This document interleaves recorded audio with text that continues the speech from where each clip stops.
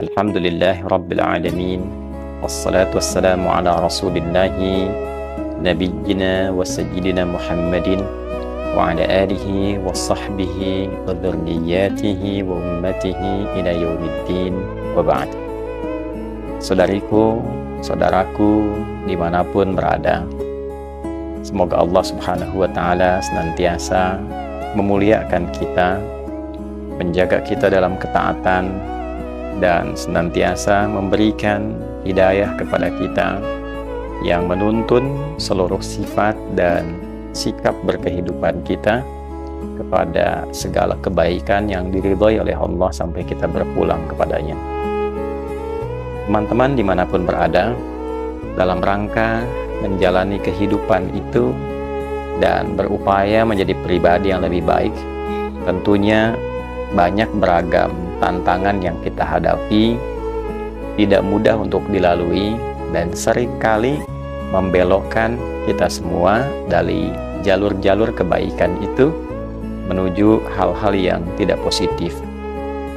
Untuk itulah Allah subhanahu wa ta'ala dengan kasih yang sangat mendalam, dengan perhatian yang begitu luas menjangkau seluruh hamba-Nya, Rahman dan Rahimnya, memberikan kita kesempatan yang tiada terbatas untuk kembali mengoreksi keadaan diri kita, mengevaluasi diri, meninggalkan segala jenis yang dilarang yang mengakibatkan pada kerendahan harkat dan martabat kita di hadapan Allah subhanahu wa ta'ala. Sampai ajal menjelang tentunya, sampai nafas berada di tenggorokan, semua masih punya kesempatan untuk kembali menjadi lebih baik.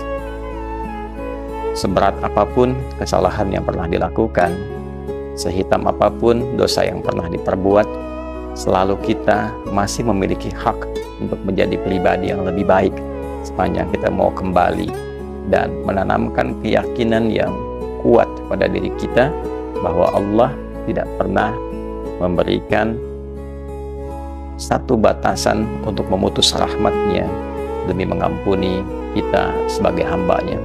Demikian Allah menyampaikan di dalam Al-Quran surah ke-39 Az-Zumar di ayat ke-53 itu, Qul ya ibadiyalladzina asrafu ala anfusihim la taqnatu min rahmatillah innallaha yaghfiru dzunuba jami'an. Katakanlah Muhammad sallallahu alaihi wasallam pada seluruh hamba-hambaku, duhai seluruh hambaku yang terkadang ia melakukan dosa-dosa yang begitu melampaui batas, melakukan tindakan-tindakan yang dilarang, yang kadang-kadang tidak berbilang. Bila engkau terfikir untuk kembali menjadi lebih baik, ada kilatan di hatimu untuk berubah, maka jangan pernah engkau menyimpulkan putusnya rahmat Allah subhanahu wa ta'ala untuk mengampuni seluruh dosa-dosa yang pernah kau kerjakan itu. Maka jangan pernah engkau berputus asa untuk mengharapkan, memohon rahmat Allah, kasih Allah yang begitu dalam. Sungguh Allah subhanahu wa ta'ala sangat berpeluang mengampuni seluruh dosa-dosa yang pernah kau lakukan. Teman-teman, demikianlah sifat kasih Allah ditampilkan dalam Al-Quran, bukan hanya sekedar memberikan harapan kita untuk kembali pada jalan kebaikan, tapi betul-betul menuntun kita menuju jalan perubahan yang lebih mulia. Dari sekian waktu yang kita lalui, ada hari-hari, waktu-waktu yang memang secara tegas Allah subhanahu wa ta'ala khususkan waktu-waktu itu untuk menyentuh hati kita agar kembali merenungkan, mengevaluasi diri menjadi pribadi yang lebih baik. Di antara sekian waktu itu ada yang dikenal dengan bulan-bulan terhormat, bulan-bulan hurum.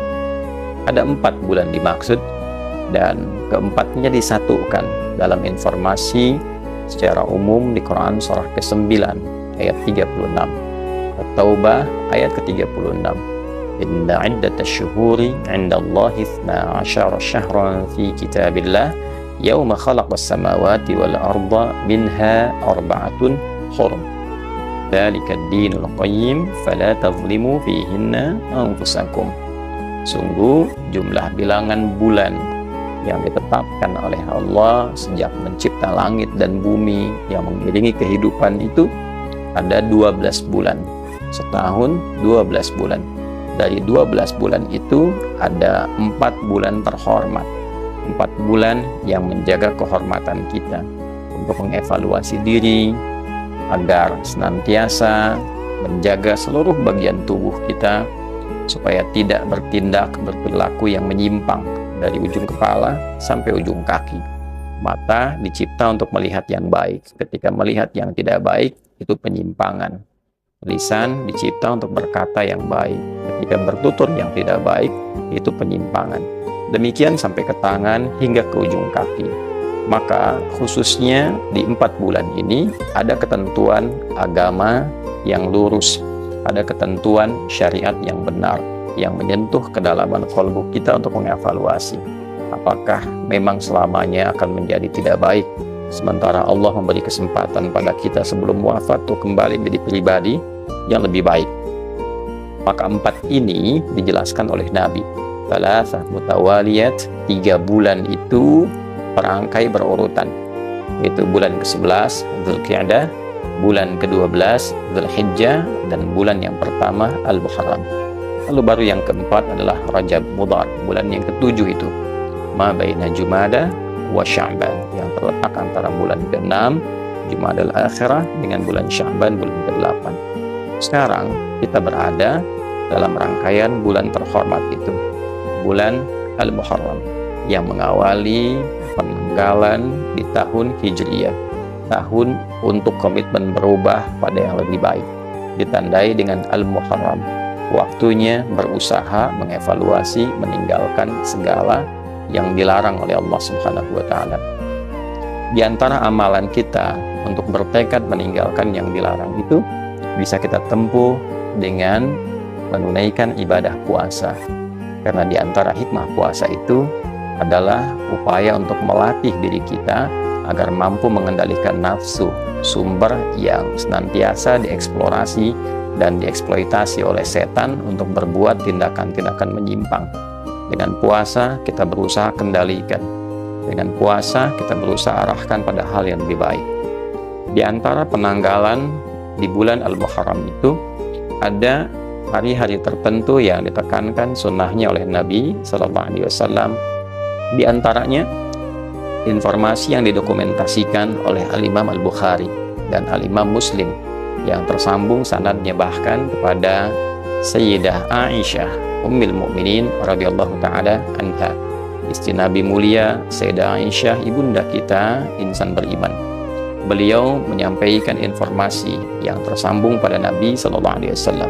Yang kawak informasi ini pun dikuatkan diantaranya oleh sahabat Ibnu Abbas radhiyallahu taala anhuma, bahwa Nabi SAW saat tiba di Yathrib atau Al-Madinah Al-Munawwarah melihat orang-orang Yahudi menunaikan puasa.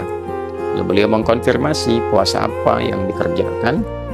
Mereka mengatakan ini adalah puasa yang ditunaikan sebagai bentuk syukur atas terbebasnya, diselamatkannya Nabi Musa alaihissalam dari kejaran Fir'aun, musuh Allah Subhanahu wa Ta'ala. Maka Nabi memberikan komentar, wa ana ahaqqu bi Musa, dan saya lebih berhak dengan Musa dibandingkan dengan kalian. Maka Nabi menunaikan puasa dan meminta kepada sahabatnya, umatnya untuk menunaikan puasa. Itulah di hari ke-10 bulan Al-Muharram yang disebut dengan puasa Asyura. Ternyata di tanggal 10 Al-Muharram ini, menurut penelusuran beberapa ahli sejarah, para ulama juga menemukan satu informasi bahwa Nabi Adam alaihissalam ketika turun ke bumi, ketika menerima dari Allah satu kalimat evaluasi, kalimat tobat, kalimat yang dibimbingkan untuk anak cucunya kembali pada jalan yang benar, itu pun terjadi pada 10 Al-Muharram. Kalimat yang sangat viral, bahkan dicantumkan dalam satu firman Allah di Quran surah Al-A'raf itu, Rabbana zalamna anfusana wa illam taghfir lana wa tarhamna lanakunanna minal khasirin. Demikian ternyata ada juga yang menelusuri informasi bahwa kapal besarnya, bahteranya Nabi Nuh alaihissalam ketika mendarat pasca musibah besar, banjir besar itu terjadinya di 10 Al-Muharram. Peristiwa-peristiwa penting yang menandai perubahan dari yang tidak baik menjadi baik, mengevaluasi dari keburukan menjadi awal kebaikan. Fir'aun buruk ditenggelamkan, muncul baiknya tuntunan Musa alaihissalam. Nabi Adam alaihissalam diberikan oleh Allah izin sebagai petunjuk kepada anak cucunya untuk berubah dari salah menjadi baik. Nabi Nuh alaihissalam meninggalkan kondisi umatnya yang tidak baik menjadi baik. Terjadinya 10 Al-Muharram. Jadi ada nilai evaluatif di dalamnya, ada nilai muhasabah, koreksi di dalamnya. Untuk itulah ketika menunaikan puasa di hari ke-10 di bulan Al-Muharram ini, bahkan Nabi pernah berkomentar, yang komentar Nabi ini, sabda beliau ini didokumentasikan dan diteruskan oleh sahabat Abu Qatadah radhiyallahu taala anhu, yang kelak disampaikan juga ke kita dan didokumentasikan oleh Al-Imam Muslim dalam kitab sahihnya, saat Nabi SAW menyampaikan bahwa puasa di 10 Al-Muharram itu, puasa Asyura itu, anni ahtasibu 'ala Allah, aku berharap di antara pahalanya dari Allah Subhanahu wa taala, yukaffir as-sanah allati qablahu, bisa menggugurkan dosa-dosa setahun yang telah berlalu. Ditafsirkan oleh para ulama, yang dimaksud setahun berlalu itu adalah dosa-dosa kecil, malam yakunil kabair, sepanjang bukan yang besar, yang diiringi dengan taubat. Maksudnya saat menunaikan puasa itu, maka yang kecil-kecil otomatis diampuni. Bila bertobat dalam menunaikan puasa itu, yang besar pun digugurkan. Jadi puasa ini begitu bernilai. Puasa ini walaupun sehari dalam setahun, nilainya begitu tinggi, karena saat dikerjakan yang kecil bisa dibersihkan, yang besar bisa ditaubati. Untuk itu teman-teman, esok hari bagi yang menilai bahwa hari Ahad yang telah lalu adalah tanggal 1, maka esok hari, hari Selasa, sudah masuk 10 Al-Muharram. Bagi yang menetapkan Seninnya tanggal 1, maka besoknya 9. Ya, ada yang kemudian memulai dari 9 Taswa'nya, yang mengambil isyarat Nabi bahwa karena Yahudi banyak mengklaim itu harinya, Nabi memberikan pelajaran, kita mulai dari 9-nya. Kalaupun aku hidup, mulai dari 9-nya supaya menyelisihi Yahudi. Atau ulama berpendapat, kalaupun tidak dapat 9-nya, 10-nya yang diutamakan, lantas 11-nya diprioritaskan. Ada juga yang memberikan tafsiran, al-hukmu yaduru ma'illati, hukum itu membersamai sebabnya. Bila sudah Yahudinya juga abai, tidak ada lagi kebanggaan, bahkan penunaian dengan itu, maka fokus kepada tanggal 10, itu yang lebih utama. Sunnah nabinya bisa ditunaikan dengan menunaikan puasa, tapi esensi puasa itu terletak pada muhasabahnya, evaluasi dirinya. Di poin terbesarnya, sudah tiba waktunya bagi kita untuk selalu mengevaluasi diri, merenungkan jalan hidup, dan memilih jalan yang benar sebagai bekal kembali yang baik menuju Allah Subhanahu wa taala. Maka saya memohon kepada kita semua dan juga untuk saling mendoakan sekaligus mengevaluasi diri kami, untuk kita semuanya letak kebaikan bukan pada tingginya ilmu, tingginya jabatan, banyaknya harta, tapi letak kebaikan pada bersihnya hati yang ditunjukkan dengan ketaatan kepada Allah dan Rasul-Nya dengan cara yang baik. Bukan hanya ibadah ritualnya, tapi juga ada muamalahnya, ada akhlaknya. Tauhid, bukti kebenarannya ada pada ibadah. Ibadah, bukti kebenarannya ada pada akhlak. Akhlak disertakan pada muamalah. Innani anallahu la ilaha illa ana fa'budni. Tauhid la ilaha illallah adalah ibadah kepada Allah. Di antara jenisnya salat, wa aqimis salata li dzikri. Fungsi salat, inna salata tanha 'anil fahsya wal munkar, mencegah perbuatan keji dan mungkar. Akhlak, kapan diterapkan? Dalam konteks muamalah, pergaulan kehidupan kita. Maka tidak bisa dipisahkan antara akidah, ibadah, dan akhlak pada praktek muamalah kita. Semoga kita dilindungi oleh Allah Subhanahu wa Ta'ala.